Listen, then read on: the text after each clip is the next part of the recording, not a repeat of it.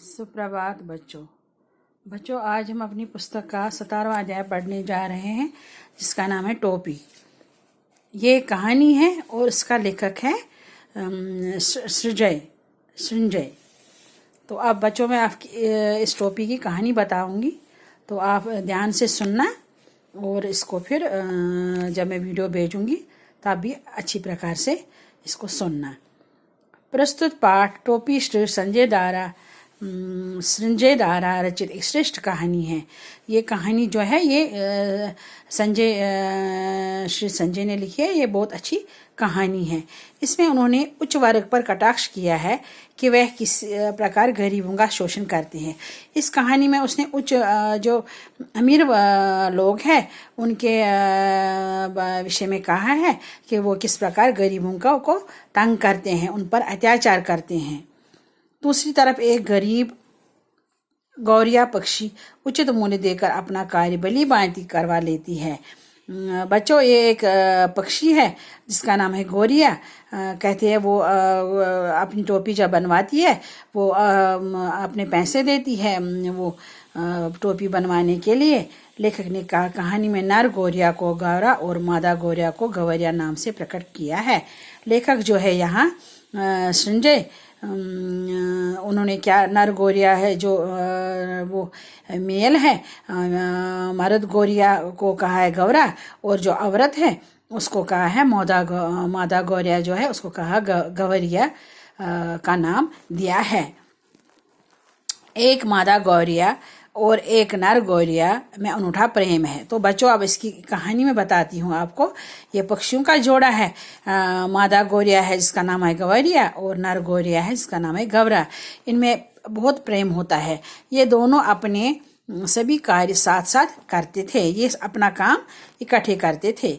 दोनों सुबह होते ही घोंसले से निकल पड़ते हैं और संध्या समय वापस अपने घोंसले में आ जाते हैं। सुबह सवेरे ये अपने घोंसले से निकलते हैं और दिन भर ये घूमते रहते हैं, खेलते रहते हैं और शाम के समय ये अपने घोंसले में आते हैं। दोनों दिन भर में किए गए कार्यों के बारे में आपस में बातें करते हैं। और बच्चों जब ये अपने घोंसले में आते हैं शाम को तो ये दिन भर जो उनने काम किए होते हैं उनके बारे में बातें करते हैं। एक दिन अचानक गौरिया से बोली कि मानुष रंग बिरंगे कपड़ों में कितना सुंदर लगता है। एक दिन क्या हुआ, ये गौरिया जो है मादा गौरिया, इसने नर गौरिया से कहा कि ये जो आदमी लोग हैं ये अलग अलग किस्म के कपड़ों में बहुत अच्छे लगते हैं। गवरिया ने कहा कि कपड़ा मात्र अच्छा लगने के लिए नहीं पहना जाता है। ये जो मादा गौरिया था ये था गवरिया था, मेल था, मर्द था, इसने बोला कि ये कपड़े सिर्फ अच्छे लगने के लिए नहीं पहने जाते हैं।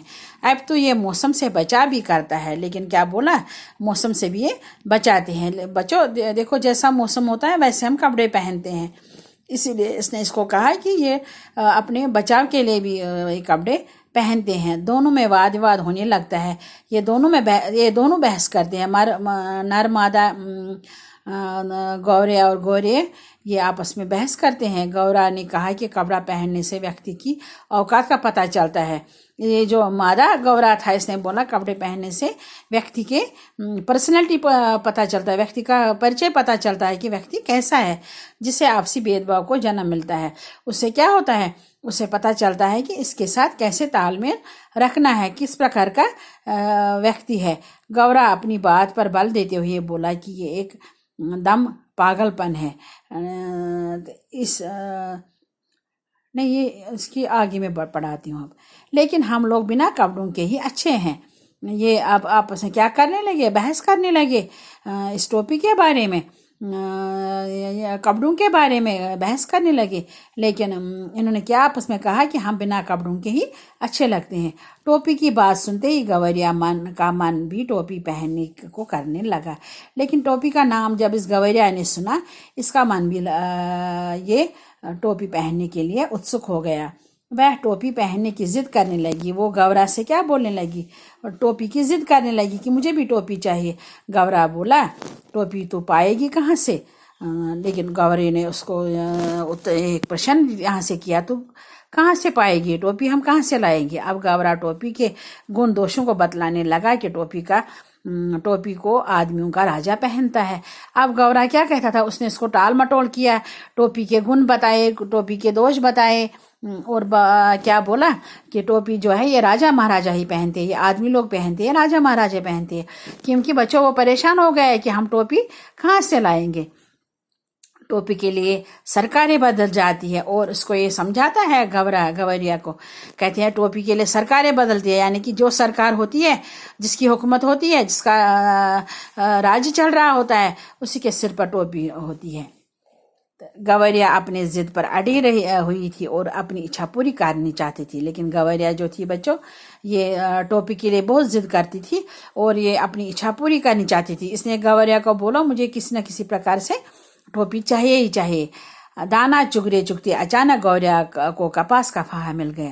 देखो बच्चों, अब ये दाना चुग रहे थे, तो दाना चुगते चुगते अचानक इस गौरिया जो ये मादा गौरिया थी, इसको कपास का थोड़ा सा कपास मिल गया, थोड़ा सा, एक प्रकार का ये होता है रुई। गौरिया बोली, मिल गया, टोपी का जुगाड़ मिल गया। इस पर बच्चों गवैया खुश हो गई। वो खुशी मनाते मनाते बोली इस गवरा को, अरे मिल गया, टोपी का जुगाड़ मिल गया, यानी कि टोपी का प्रबंध होने लगा। ये उसको बोलने लगी।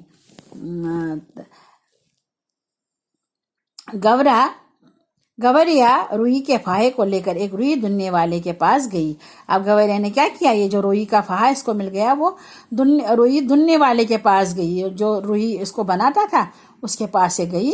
ये लेकर, क्या लेकर बच्चों, ये इसको क्या मिल गया था वहाँ, फाहा। ये फाहा को लेकर गई धुनने के लिए, और प्यार भरी आवाज में उसे रुई धुनने को कहा। और उसको क्या कहा, धुनने वाले को कहा, रुई धुनने वाले को कहा, प्यार से भरी आवाज में बोला, इस फाहे को धुन लो। दुनिया बूढ़ा एवं गरीब था, लेकिन जो ये दुनिया था, ये क्या था, ये बूढ़ा और गरीब भी था। वो गवैया पर चलाते हुए उसे भगाने लगा। उसने कहा, वह अभी राजा जी के लिए रजाई बना रहे हैं। उसने क्या किया, उसने उसको भगाया गवैया का, और उसको बोला, अभी तो मेरे पास समय नहीं है, मैं तो राजा के लिए रजाई बना रहा हूँ, उसके पास मुफ्त के काम के लिए समय नहीं है। और वो बोलने लगा, ये तो बच्चों, ये दुनिया जो था, ये राजा के लिए, राजा का राज चल रहा था वहाँ, वो थोड़ी पैसे देता लोगों को अपना काम करने के लिए, वो तो मुफ्त में इसकी रजाई बना रहा था। अब इसको पता है दुनिया को कि ये गवैया जो है, ये भी अपनी ये फाहा बुनने आई इधर, ये भी मुझे कुछ नहीं देगी। और उसको वो कहने लगा कि मुफ्त काम करने के लिए मेरे पास समय नहीं है। इस पर गवैया बोली, गुस्सा न करो, वो रुई दुनिया का मेहनत ताना देगी। इस पर गवैया ने क्या बोला, अरे दुनिया भाई, आप गुस्सा मत करो, जो आप रुई निकालोगे मैं उसका आधा आपको ही दूंगी। जो आपकी मेहनत है, जो आप मेहनत करोगे, जितना रुई आपका बनता है वो आप ले लो। दुनिया इतना अच्छा अवसर गवाना नहीं चाहता था। ये बात सुनकर जो ये दुनिया था, वो ये मौका गवाना नहीं चाहता था। अतः उसने सौदा स्वीकार कर लिया। उसने इस गवैया का सौदा स्वीकार कर लिया, क्योंकि इसको बच्चों आधा वो रुई मिलने वाला था ना। और कुछ ही देर में रुई धुनकर तैयार कर दी। और उसने क्या किया, कुछ ही समय के बाद रुई उसने धुन लिया और रुई तैयार हो गया। धुनी हुई रुई को लेकर अब गवैया एक सूत काटने वाले के पास आ गई। अब जो ये धुनी हुई रुई थी, अब कहाँ गई गवैया, इसको टोपी बनानी है ना। टोपी बनाने के लिए इसको आज बहुत लोगों के पास जाना पड़ता है, तो उसके बाद इसकी ये बनती है क्या, ये टोपी। अब टोपी को रुई को कहाँ जाती है, वो सूत काटने वाले के पास आ गई। उसने ही भी दुनिया के सामान उसे डांट दिया। लेकिन यहाँ इसने भी सूत काटने वाले ने भी इसको क्या, दुनिया की तरह डांट दिया और वहां से भगाया। लेकिन जब गौरिया ने आधे आधे की बात कही, तो सूत काटने वाला उसी समय तैयार हो गया। लेकिन गौरिया ने इसको भी कहा, सूत काटने वाले को भी कहा इसने कि मैं आपको आधा हिस्सा दूंगी इस रुई का। तब वो सूत काटने वाला उसी समय तैयार हो गया और उसने उसकी क्या बना डाली, ये टोपी, वो रुई बना दिया, सूत बना दिया। सूत बन जाने के बाद गवैया दोनों एक बुनकर के पास आ गए। अब सूत बन के दोनों, गवैया और गवैया दोनों कहाँ आ गए, बुनकर के पास है, जो अब बुनता था ये रुई। बुनकर भैया इस कटे हुए सूत से कपड़ा बुन दो। अब इनने इसको बोला, बुनकर भैया अब ये जो सूत है इसको कपड़ा बना दो। बुनकर उन दोनों को भगाते हुए कहने लगा कि चलो हटो, उसे भी राजा जी के लिए बागा बुनना है। उसने उनको भगाया, बोला चलो हटो, मुझे भी राजा के लिए बागा बनाना है। कुछ ही समय राजा के सेवक आते ही होंगे। उसने बोला कि कुछ ही समय के बाद राजा के नौकर आते ही होंगे। इतना कहकर वो अपने काम में लग गया। और कुछ क्षणों बाद गवारे ने पुनः अपने साहस को बटोर कर कहा, लेकिन कुछ समय के बाद इसने फिर से गवारे ने फिर से जुर्रत किया इसको कहने के लिए कुछ, हम सेंत मेंत का काम नहीं करवाते। इसने बोला हम ऐसे काम नहीं करवाते हैं। गवारे ने बोला हम ऐसे नहीं काम करवाते हैं, इसे बुन दे और आधा तू ले ले।